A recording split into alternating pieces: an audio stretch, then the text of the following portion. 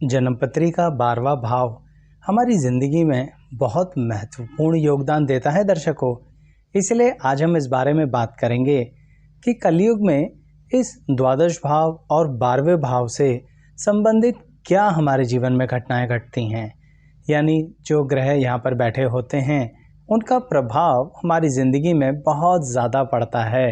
देखिए ना, 12वें भाव को आप लोग खर्चे का कहते हैं, मोक्ष का कहते हैं, मुक्ति का कहते हैं। अर्थात बहुत सारे ऐसे ही स्थितियां इसके अंदर ली जाती है जैसे कि समाप्ति। परंतु सही मायने में इसको किस तरह से कलयुग में समझें, आज इसी बारे में बहुत विस्तार से जानकारी दूंगा दर्शकों। साथ ही अगर आप छठे और 8वें भाव से संबंधित भी हमारी वीडियो देखना चाहते हैं, हमारे चैनल को सब्सक्राइब कीजिए दर्शकों। आपको वीडियो का लिंक डिस्क्रिप्शन बॉक्स में अवश्य मिलेगा। आइए इस वीडियो की शुरुआत करते हैं।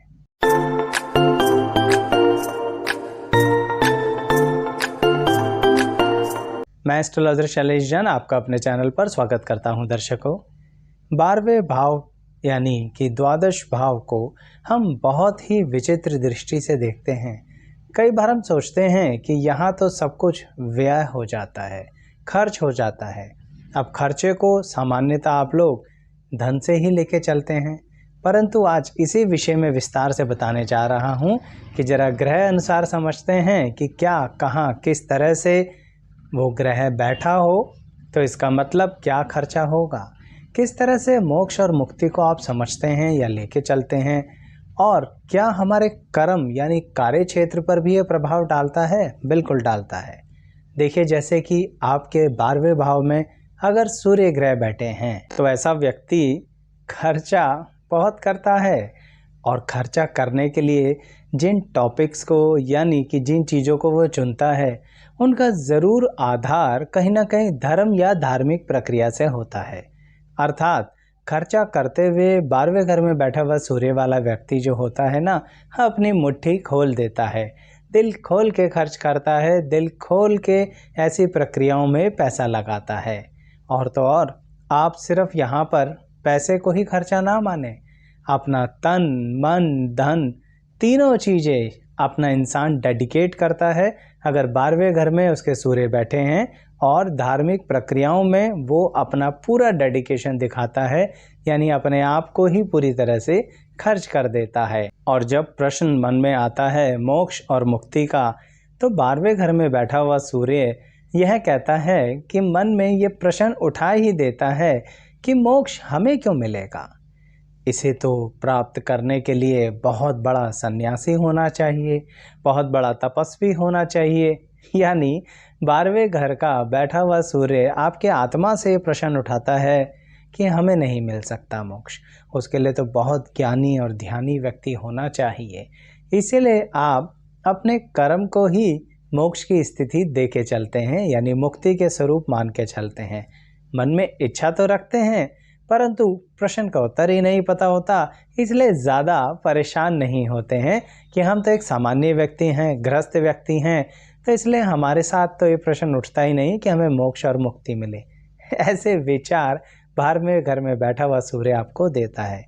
इसीलिए जो सबसे महत्वपूर्ण और तीसरी बात होती है ना, कार्य क्षेत्र, करियर, कर्म के अंदर 12वें घर का सूर्य कार्य करते हुए उसके अंदर बिना बात के चुनाव नहीं कराता, यानी कि मैं ये करूँगा या ये करूँगी, या मैं नहीं करूँगा या मैं नहीं करूँगी। अर्थात आप जिसके लिए कार्य कर रहे हैं उसके पर्सनल और प्रोफेशनल कार्यों में भी अंतर नहीं करते। यही रीज़न है दर्शकों कि 12वें घर में बैठा हुआ सूर्य वाला व्यक्ति सबके पर्सनल कार्य भी कर देता है।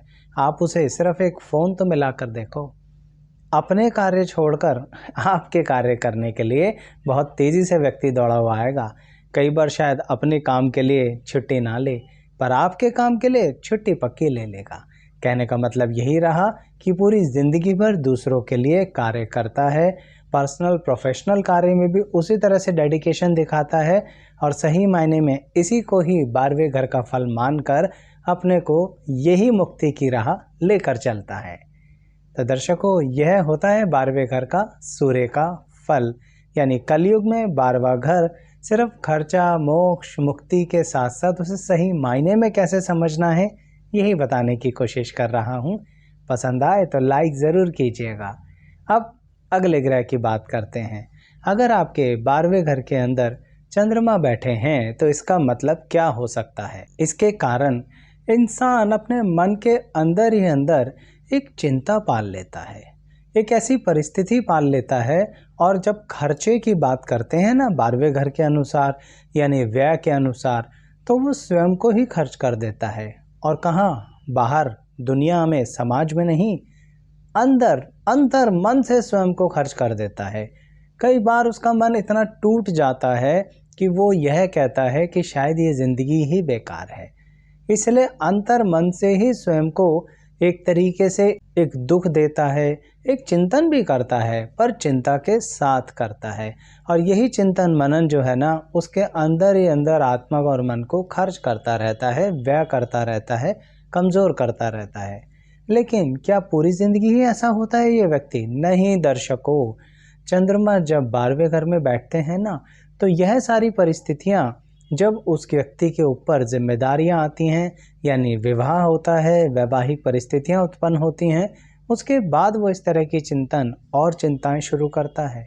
उससे पहले तो 12वें घर का चंद्रमा आपको बड़ी चंचलता देता है, यानी खर्च तब भी करेंगे अपना मन और अपनी परिस्थितियां, लेकिन तब प्रश्न अलग उठते हैं।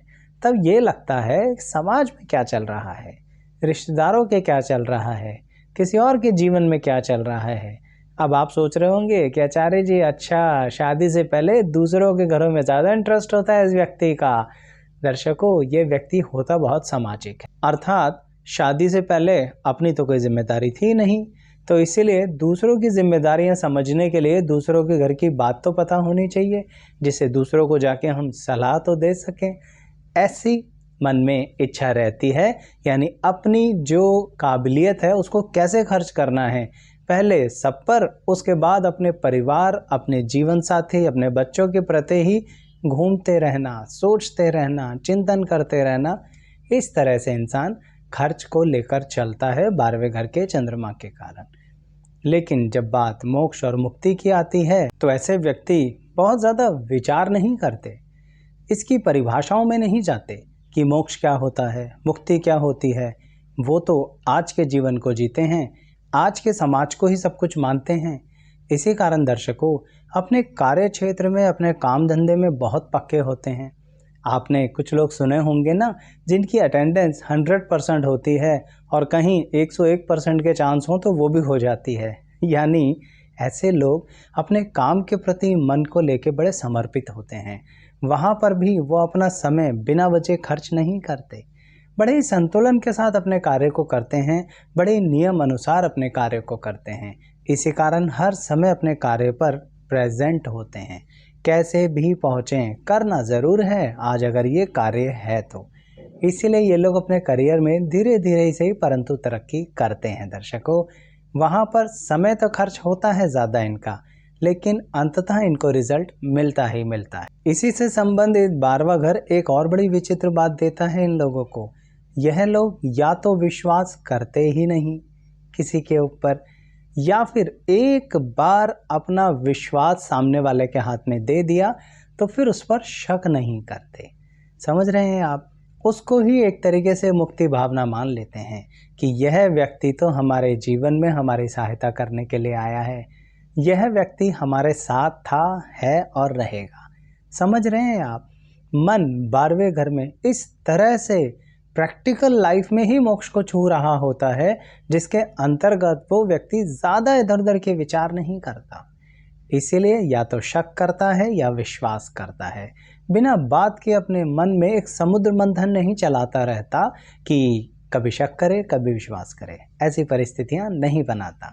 अब बात मंगल की, कि अगर 12वें घर में मंगल बैठे हैं तो कलयुग में क्या करने वाले हैं।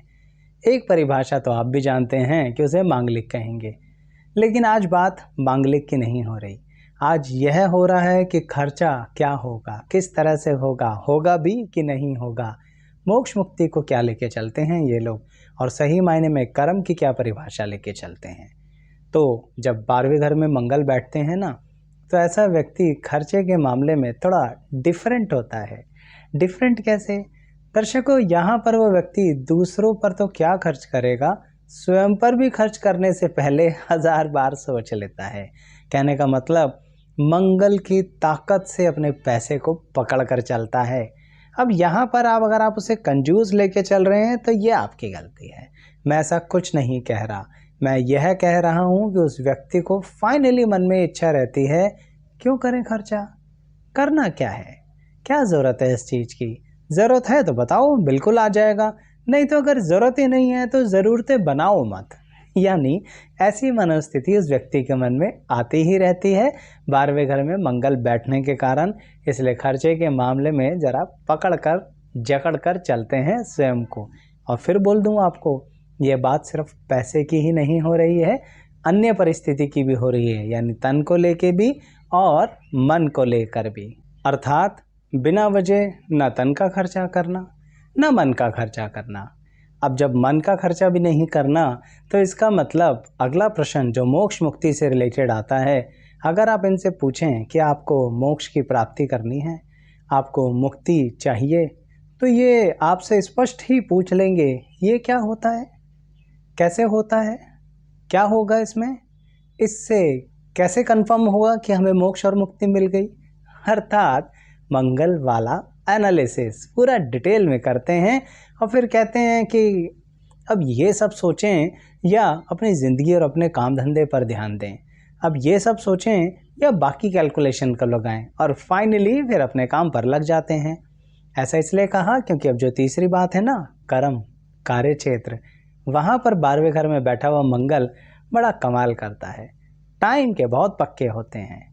किस तरह के पक्के, क्या टाइम पर जाना, टाइम पर आना, वो तो है ही, बाकी चीज़ों में भी, काम धंधे में टाइम के बड़े पक्के हैं। अगर लंच टाइम 1 से 2 का है तो फिर 1 से 2 का ही है, ना 5 मिनट पहले ना 5 मिनट बाद। अगर चाय का समय शाम 4 बजे का है तो 4 बजे का ही है, ना 5 मिनट पहले ना 5 मिनट बाद। समझ रहे हैं आप मेरी बात। अर्थात 12वें घर का मंगल कुछ भी बिना वजह खर्च ही नहीं होने देता, बिल्कुल डिसिप्लिन, नियम, रूल्स के अकॉर्डिंग चलता है और बड़ी सटीकता से आराम से चलता है, लड़ता भिड़ता नहीं है, शांति पूर्वक अपना कार्य करता रहता है और अपने मामले में बिल्कुल स्ट्रिक्ट रहता है कि ये तो मैं ऐसे ही करूँगा या करूँगी। इसलिए आपसे ना तो बेकार की बहसबाजी, ना तन का खर्च, ना मन का खर्च, ना धन का खर्च। हम शांतिपूर्वक चल रहे हैं, कृपया आप हमें मत छेड़िए, हम आपको नहीं छेड़ेंगे। अर्थात खर्चा, मोक्ष, मुक्ति और कर्म को लेके 12वें घर का मंगल एक संतुलन बना देता है। अब दूसरे लोगों को और उन्हें आलसी कहना है तो कहते रहें, उस बात का जवाब देने के लिए भी अपनी एनर्जी खराब नहीं करेंगे 12वें घर में कलयुग में बैठे हुए मंगल ग्रह है। अब बात बुध ग्रह की। अर्थात बुध अगर 12वें घर में बैठे हों तो ज़िंदगी में शुरुआत से ही एक बड़ी अजीब सी रुचि लेके चलते हैं खर्च को लेकर। अर्थात आप यहाँ पर अगर कुछ खर्च करते हैं ना तो वो करते हैं अपॉर्चुनिटीज़ को खर्च। यानी आपको जो ज़िंदगी में बहुत सारी अपॉर्चुनिटीज़ मिलती हैं, मौके मिलते हैं, कई बार जॉब में प्रमोशन के, ट्रांसफ़र के, रिस्पॉन्सिबिलिटीज़ के, आप उन्हें छोड़ देते हैं। आप कहते हैं कोई बात नहीं, पर किसके लिए छोड़ते हैं? खुद के लिए नहीं, सिर्फ अपने परिवार के लिए, अपने बहुत करीबी प्रियजनों के लिए। आप कहते हैं अगर उन्हें ही खो दिया, वो ही खर्च हो गए, तो बाकी सब पाके क्या करेंगे। यानी इस मामले में बहुत स्पष्ट होते हैं 12वें घर में बैठे हुए बुध के व्यक्ति। अर्थात वो कहते हैं मौक़ों का मैंने कुछ नहीं करना, मेरे को तो अपने साथियों का साथ चाहिए, अपने प्रियजनों का साथ चाहिए। इसी कारणवश कई बार तो विवाह को भी छोड़ देते हैं। अर्थात सबके साथ चलेंगे। 12वें घर में बैठे हुए बुध वाले व्यक्ति के साथ विवाह सोच समझ के करना, वो सबको साथ लेके चलेगा। अगर आपने सोचा कि आपका जीवन साथी सिर्फ आपका, तो यह तो फिर आप ही की गलती है, क्योंकि उसके 12वें घर में बुध बैठे हैं। इसलिए वो खर्च करेगा सबके लिए सारी अपॉर्चुनिटीज़, मौक़ों को। चाहे अपने घूमने जाना हो तो नहीं जाएगा, अगर परिवार में कोई और कार्य आ गया है तो वहाँ पर फिर नाराज़गी मत करना भाई दर्शकों। इसीलिए जब मोक्ष मुक्ति की बात आती है ना, तो 12वें घर का व्यक्ति जो कि बुध के साथ बैठा है बड़ा स्पष्ट होता है। वो कहता है मुझे धार्मिक कार्यों में बड़ा मन लगता है, कीर्तन में बड़ा मन लगता है, धार्मिक प्रक्रियाओं में बड़ा मन लगता है, डेली कुछ ना कुछ धार्मिक प्रक्रिया करनी है। और धर्म का मतलब कुछ भी हो सकता है, उसके अनुसार मानवता भी हो सकती है, अपना रिलीजन भी हो सकता है, अपने कर्म को ही धर्म मानता है, यानी अपनी डेफिनेशन से अपने अकॉर्डिंग। वो कहता है इसी जीवन में अगर मैंने ये सब कर लिया तो मैं तो मोक्ष और मुक्ति की तरफ बढ़ ही चुका हूँ। इसलिए मृत्यु के पश्चात क्या है मुझे नहीं पता। हाँ, उससे संबंधित मन में इच्छा रखता है कि उसकी नॉलेज ली जाए। अब कितनी नॉलेज मिलेगी ये तो समय पर ही आधारित होता है। इसलिए दर्शकों, जब अपने कार्य क्षेत्र की बात आती है ना, अपने करियर की, तो 12वें घर में बैठा हुआ बुध काम धंधे में बड़ा डिसिप्लिन बनाता है आपको। लेकिन इस डिसिप्लिन को सही से समझो दर्शकों। यहाँ डिसिप्लिन का मतलब सख्त नहीं है, यहाँ पर डिसिप्लिन का मतलब है नो कॉम्प्रोमाइज़। जैसे अभी मैंने पर्सनल लाइफ में कहा ना, नो कॉम्प्रोमाइज़। अपॉर्चुनिटीज़ को लेने की कोई ख़ास इच्छा नहीं है, हम कॉम्प्रोमाइज़ नहीं करेंगे अपने परिवार के आगे। ठीक ऐसे ही कार्य क्षेत्र में भी नो कॉम्प्रोमाइज़ वाली रूल रखता है ये व्यक्ति। वो कहता है चाहे आप इंक्वायरी बैठा लो, चाहे आप किसी तरह की मेरे खिलाफ षड्यंत्र कर लो, आपको जो मन में आए वो करो, मैं आपकी गलत बात नहीं मानूंगा। मैं अपने अनुसार जो चलता है, नियम अनुसार जो चलता है, जिस तरह का जो होना चाहिए वो वैसा ही होगा। आप लोग सोचेंगे बुध फ्लेक्सिबल होता है, पर 12वें घर में आके यही तो उसका मोक्ष और मुक्ति है। वो अपनी फ्लेक्सिबिलिटी छोड़कर बड़े नियम और कानून के अनुसार चलता है और नो कॉम्प्रोमाइज़ वाली स्थिति में रहता है। जिद्दी नहीं होता, लेकिन नियम और उसूलों वाला व्यक्ति होता है। इसी कारणवश कभी कभी बदनामी झेल लेता है, पर वो उसको भी खर्च कर देता है और कहता है मुझे नहीं फ़र्क पड़ता, जिसे जो बदनामी करनी है कर लो, मैं तो बड़ा कर्मठ हूँ, अपने कार्य पर चलता ही रहूँगा। इसी कारण कई बार अपना जो पैसा इकट्ठा करता है ना, वो भी खुले हाथों से अपनों को दे देता है, ज़्यादा कैलकुलेशन नहीं लगाता। जबकि आप सोचेंगे 12वें घर में बुध है तो बहुत कैलकुलेशन लगाएगा, ऐसा नहीं है। दर्शकों, जिस तरह से ग्रहों के बारे में बता रहा हूँ, कलयुग में 12वें घर के चमत्कार कह रहा हूँ, पसंद आ रहा हो तो कमेंट करना, अप्लाई हो रहा हो तो कमेंट करना और लाइक शेयर सब्सक्राइब ज़रूर करना। साथ ही अगर आप बहुत विस्तार से देखना चाहते हैं कि 12वें घर में कोई ग्रह बैठ के पूरा डिटेल एनालिसिस जानना चाहते हैं, सभी की वीडियो अलग अलग है, यानी हर एक ग्रह की 12 घरों में बैठकर अलग अलग वीडियोस बनी हुई हैं, आप उन्हें देख सकते हैं। उसके लिए आपको हमारी प्लेलिस्ट पर आना पड़ेगा और ग्रह से संबंधित भविष्य फल की वीडियोस देखनी पड़ेंगी, या फिर इसी के डिस्क्रिप्शन बॉक्स में जाइए, आपको सभी ग्रहों की अलग अलग लिंक मिल जाएंगे और पसंद आने पर लाइक शेयर सब्सक्राइब ज़रूर करना है दर्शकों। अब बात जुपिटर गुरु ग्रह की। 12वें घर में बैठे हैं तो इसका मतलब ये तो बड़े शुभ ग्रह हैं, बड़ा ही विचित्र व्यवहार करेंगे खर्चे को लेके। दर्शकों, समझने की कोशिश कीजिए। यहाँ पर गुरु ग्रह आपको अंतर्मन से तो अच्छा कर देते हैं, लेकिन कलयुग में थोड़ा गड़बड़ कर देते हैं। आप कई बार देख ही नहीं पाते कि जो आप अपने साधन, अपने रिसोर्सेज, अपना तन मन धन जिस पर लगा रहे हैं, वह व्यक्ति है कैसा, सही में उसको ज़रूरत है भी कि नहीं। यानी यहाँ बैठे गुरु ग्रह थोड़ा सा ना आपकी आंखें बंद करवा देते हैं, अच्छे और बुरे के बीच में जज करने में गड़बड़ करवा देते हैं। आपके साधनों का मिसयूज़ हो सकता है। सीधा बोलूं तो आपके पैसे पर कोई अपनी आंख गड़ा कर बैठा है और आपसे आपकी मेहनत की गाड़ी कमाई छीन के भाग सकता है। इसलिए थोड़ा अलर्ट हो जाइए। खर्च करते हुए जांचिए, परखिए, देखिए कि कहीं वो व्यक्ति उस चीज़ को डिज़र्व ना करता हो, फिर भी आप उसकी हेल्प करे ही जा रहे हैं।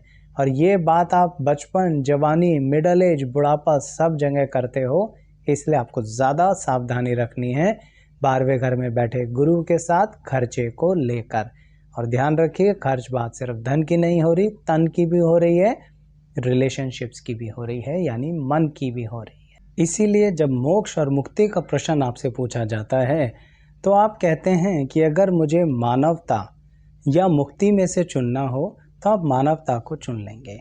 आप कहेंगे ह्यूमैनिटी या जानवरों के प्रति जो प्रेम है या हमारा जो जिम्मेदारियां हैं वो हमें पूरी करनी चाहिए। इस मामले में बिल्कुल क्लियर होते हैं बिना किसी डाउट के। मैं मानता हूँ कि आप इंसान के अंदर गैप्स नहीं करते, डिफरेंसेस नहीं करते, ऊंच नीच नहीं देखते, तो इसलिए बोल रहा हूँ कि मोक्ष मुक्ति की डेफिनेशन आपके हिसाब से सिर्फ ह्यूमैनिटी ही होता है और उसी को चॉइस लेके चलते हैं। तभी तो अपने कार्य क्षेत्र में कैसे होते हैं, यानी कर्म के मामले में बहुत मेहनत करते हो, जिंदगी में कई अलग अलग तरह के काम शुरू करते हो, कई बार काम आपको बार बार परेशान करते हैं, अटकते हैं, लेकिन 12वें घर में बैठे हुए गुरु ग्रह ना आपके अंदर एक संयम बना के चलते हैं, आंतरिक मन तक एक संयम रखते हो, विचलित नहीं होते। यही कारण है कि अंततः स्टैब्लिश हो जाते हो, यानी बड़ी से बड़ी मुश्किल से पार कर जाते हो और जो सुख सुविधाएं भोगनी चाहिए वो डेफिनेटली आपको मिलती हैं। थोड़ा देर तो होती है लेकिन मिलती हैं, क्योंकि काम अटकते थोड़े ज़्यादा ही हैं, पर मैंने कहा ना, संयम के कारण उस चीज़ को आप जीत ही लेते हो। 12वें घर का गुरु ये कमाल करता है कलयुग में आपके साथ। अब बात शुक्र ग्रह की, अगर 12वें घर में हैं तो कलयुग में क्या करेंगे, खर्चे के बारे में बात करते हैं। यहाँ पर बड़ा आनंदमय स्थिति है। किस तरह से? बड़ी नपी तुली व्यवस्था में खर्च करते हैं आप लोग, यानी पूरा नाप तोल कर एक एक रुपया अपनी जेब से बाहर निकालते हैं। देखो, कंजूस मत समझना, कंजूस नहीं है, पर अगर एक पाई भी कहीं खर्च हो रही है तो उसका कुछ तो भोग मिलना चाहिए, कुछ तो रिजल्ट आना ही चाहिए, चाहे वो आध्यात्मिक तौर पर आए, चाहे वो आत्मिक तौर पर आए, चाहे वो भोग विलास के रूप में आए, पर रिजल्ट तो मिलना चाहिए। यानी पाई पाई का रिजल्ट लेके रहूँगा या रहूँगी, तोल मोल के चलना है, पूरी तरह से बैलेंस बना के चलना है। नपी तुली सरकार है यहाँ पर 12वें घर के शुक्र की, इसलिए लेन देन के मामले में एकदम पक्के। इसको ऐसे भी समझ सकते हैं कि अपने पैसे की खुशबू किसी को आने ही नहीं देते, बिल्कुल न्यूट्रल रहते हैं। भोग विलास जिंदगी असेट्स इच्छा करते हैं, इकट्ठी भी करते हैं, पर ज़रूरत से ज़्यादा दिखावा करने की आवश्यकता नहीं है, ऐसा लेके चलते हैं। इसीलिए अपने ही कैलकुलेशंस के अकॉर्डिंग खर्चे करते हैं। आप बोलते रहो, कहते रहो, कन्विंस करते रहो, ऐसे बैठेंगे जैसे आप किसी बुत से, मूर्ति से बात कर रहे हैं। गुस्सा भी नहीं करेंगे, जवाब भी नहीं देंगे। समझ रहे हैं आप मेरी बात? यही होता है उनका खर्चे को लेके परिभाषा, नपा तुला। इसी तरह से अगर मोक्ष मुक्ति की बात इनसे पूछो तो उसमें भी बड़ा बैलेंस रखते हैं। पूरी जिंदगी भोग और योग के बीच में कट जाती है, अर्थात एसेट्स भी इकट्ठी करनी है, पैसा भी इकट्ठा करना है, बच्चों के लिए भी बैकअप बनानी है, खुद भी थोड़ा बहुत तो भोग विलास कर ही लेना है, और धार्मिक जगहों पर भी जाना है, धर्म कर्म भी करना है, धार्मिक प्रक्रियाओं में भी रहना है। हम ऐसा नहीं है कि हम पापी हैं, हम पुण्य भी करेंगे। इसलिए कह रहा हूँ, गलत मत समझना 12वें घर के शुक्र वाले व्यक्ति को। दोनों मझधारों में चलता रहता है, आराम से संतुलन बनाकर जिंदगी को आगे बढ़ाता रहता है, और इसी तरह से ही इसको ही मोक्ष मुक्ति की प्राप्ति मान लेता है। अब यही बात कार्य क्षेत्र में भी करता है, काम धंधे में मेहनत बहुत करता है 12वें घर के शुक्र वाला व्यक्ति, परंतु फिर भी एक बार ऐसा ज़रूर होता है उसकी ज़िंदगी में कि पैसा कमा कर गवा देता है, इतना संतुलन होने के बावजूद भी, यानी कुछ गड़बड़ हो जाती है। वहीं से फिर वो अपनी ज़िंदगी में नियम बनाता है कि अब नाप तोल कर ही चलना है, एक पैसे के लिए भी 1000 बार सोचना है, पूरा एनालिसिस करना है, उसके बाद ही डिसीजन लेना है। चाहे डिसीजन लूँगा ही नहीं, कोई बात नहीं, कई वर्ष बीत जाएं तो भी नहीं करूँगा ये खर्चा, लेकिन अल्टीमेटली हर चीज़ के बारे में बाद में नुकसान उठाने के पश्चात, एक मोटा नुकसान उठाने के पश्चात सही मायने में स्वयं पर संयम करके चलता है, स्वयं को नियंत्रित करके चलता है, और यही उसके कर्म की परिभाषा भी होती है। इसलिए काम धंधे में खूब मेहनत करता है, कोई आलस्य नहीं करता है, और उसे भी स्टेबिलिटी के साथ आगे बढ़ाता है, बहुत ज़्यादा रिस्क लेने की इच्छा नहीं पैदा करता अपने मन के अंदर। अब अंततः शनिदेव की बात, 12वें घर में बैठ के क्या मोक्ष मुक्ति प्रदान करेंगे? दर्शकों, पहले यह समझिए कि अगर 12वें घर में शनि हैं तो खर्चे को लेके क्या परिस्थिति है, कैसी सोच रखते हैं आप यहाँ पर दर्शकों, खर्चे को लेके इंसान जो होता है ना, वो कहीं ना कहीं एक रूल बना लेता है, मुझे तेरा लेना नहीं है, तेरे को अपना देना नहीं है। यानी ना मैं एक्स्ट्रा लूँगा और एक्स्ट्रा देने की बात तो भूल ही जाओ, मुझे मेरा हिसाब किताब बना के पैसा पकड़ा दो, मेरी मेहनत तन मन धन जो मैंने लगाया उसके बदले में मेरे को रिज़ल्ट दे दो, और तुमने जो मेरे लिए तन मन धन लगाया है उसके बदले में तुम्हारे को रिज़ल्ट मिलेगा। इसलिए ना बिना बात का रखना और ना बिना बात का बांटना, इस मामले में पक्के होते हैं एकदम। जैसे शनिदेव की आदत होती है ना न्याय प्रिय, बिल्कुल वैसे ही यहाँ पर खर्चे को लेके भी न्याय प्रिय। अगर किसी बात में 2000 रुपये का डिफरेंस आ रहा है और उसकी कोई आवश्यकता नहीं है खर्च करने की, तो नहीं करेंगे। ज़रूरत ही क्या है, आप ये समझिए, तन मन धन कहीं भी लगाना हो तो इतने सारे प्रश्न पूछते हैं, कब, कैसे, किस लिए, क्यों, कहाँ, यानी जितना पूछ सकते हैं सब पूछ लेंगे। फिर उस पर चिंतन करेंगे, विचार करेंगे, कई लोगों से विचार विमर्श करेंगे, तब जाकर कहीं अपना तन मन धन लगाएंगे, अर्थात शनै शनै।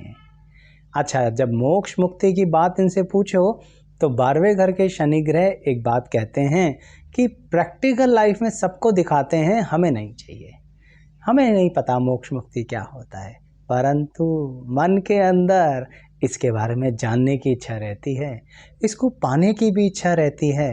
क्योंकि ये कहते हैं कि अगर कुछ कोशिश करके मोक्ष और मुक्ति मिल जाए, जो पता तो नहीं है कि होता क्या है, पर अगर मिल जाए तो क्यों ना हम भी कोशिश करें।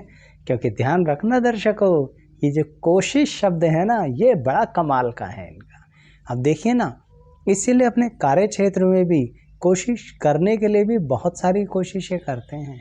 ज़िंदगी में बहुत सारे कार्य कई बार बदलने पड़ जाते हैं इन्हें, और हर कार्य में अपनी पूरी कोशिश लगा देते हैं, पूरी हिम्मत लगा देते हैं। तभी तो मोक्ष मुक्ति के लिए भी कहते हैं हम कोशिश कर लेंगे, उसे नेचुरली नहीं मानते, कहते हैं उसके लिए भी तो ज़रूर कर्म करना ही पड़ेगा ना, बिना कर्म करे क्या होगा। इसी कारणवश 12वें घर में बैठे हुए शनि का व्यक्ति जो होता है, काम धंधे के अंदर पूरा डेडिकेशन दिखाता है और हर चीज़ में पूरा इन्वॉल्व होता है। लेकिन एक बात होती है दर्शकों, यहाँ पर वो कहता है भाई मैंने कार्य किया है तो एप्रिसिएशन भी तो मिलना चाहिए। अब चाहे आप इसे पॉजिटिव वे में कहो या नेगेटिव वे में, 12वें घर में बैठे हुए शनि वाला व्यक्ति कलयुग के अंदर कहता है चाहे बुराई कर लो मेरी, पर मुझे अच्छाई के रूप में भी कुछ बताना ज़रूर, यानी मेरी अच्छाइयाँ, मेरी पॉजिटिव नेगेटिव दोनों बातें बताओ। अगर आपने उसे कुछ भी नहीं बताया, कुछ भी नहीं कहा, उसके काम के बदले में कोई रिज़ल्ट दिया ही नहीं, कोई फीडबैक दिया ही नहीं, तो फिर उस व्यक्ति का मोटिव ख़त्म हो जाएगा, फिर वो आपके लिए अगली बार कोई काम नहीं करेगा। समझ रहे हैं आप? अर्थात मुझे पता लगना चाहिए मेरा फीडबैक, ऐसा लेके चलता है शनि ग्रह 12वें घर में कलयुग के अनुसार वाला व्यक्ति। तो दर्शकों, ये जो मैंने आपको डिटेल में बताई हैं, अगर ये सब बातें पसंद आई हों तो लाइक शेयर सब्सक्राइब ज़रूर करना। मुझे पता है 2 ग्रह मैंने नहीं बताए हैं, अलग से वीडियोस लाऊंगा उसके लिए, जैसे 6, 8, 12 भाव का कलयुग में चमत्कार लाया हूँ, उन 2 ग्रहों की स्पेसिफिकली अलग से वीडियो लाऊंगा। ज़रा कमेंट बॉक्स में बता दीजिए वो 2 ग्रह कौन से हैं। वैसे सामान्य बात है, फिर भी बता दीजिए, मुझे भी पता लग जाएगा आपने वीडियो पूरी देखी है या नहीं। यहाँ तक बने रहने के लिए आप सभी का बहुत बहुत धन्यवाद।